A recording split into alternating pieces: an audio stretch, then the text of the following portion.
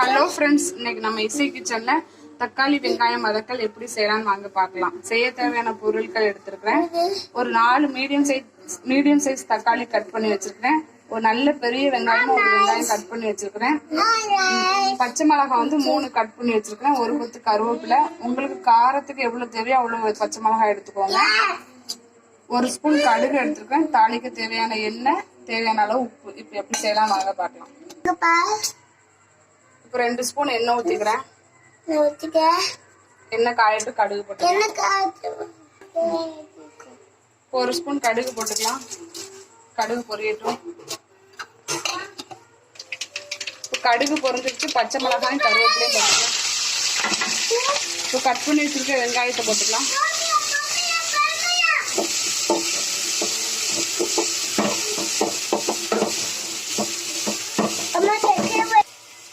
வெங்காயத்தை நல்லா வதக்கிக்கலாம்.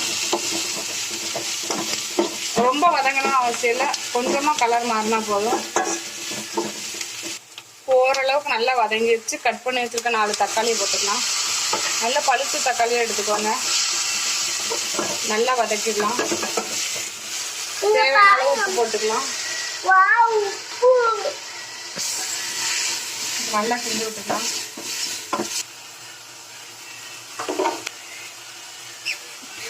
அளவு உப்பு போட்டாச்சு. கொஞ்சமா ஒரு 1/2 டம்ளர் அளவுக்கு தண்ணி விட்டுக்கோங்க. லைட்டா தண்ணி விட்டா போதும். இப்போ நல்லா இது மயிற அளவுக்கு வேகணும். நம்ம ஒரு மூடி போட்டு மூடி வச்சிடலாம்.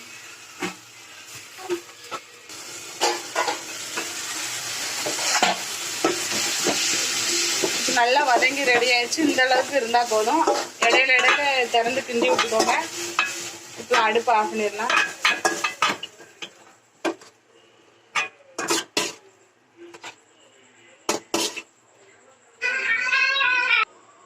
இப்போ நம்ம தக்காளி வெங்காய வதக்கல் ரெடி ஆயிடுச்சு. இது வந்து பழைய சாதம், அதாவது கஞ்சி ஊற்றி சாப்பிடுவோம்ல, அந்த சாதத்துக்கு நல்லா இருக்கும். அப்புறம் சுடு சாதத்துல வெறுமனையா பிணைஞ்சு சாப்பிட்டா நல்லா இருக்கும். சப்பாத்திக்கு நல்லா இருக்கும். இந்த வீடியோ உங்களுக்கு பிடிச்சிருந்தா லைக் பண்ணுங்க, கமெண்ட் பண்ணுங்க, ஷேர் பண்ணுங்க. மறக்காம சப்ஸ்கிரைப் பண்ணிருங்க. தேங்க்யூ.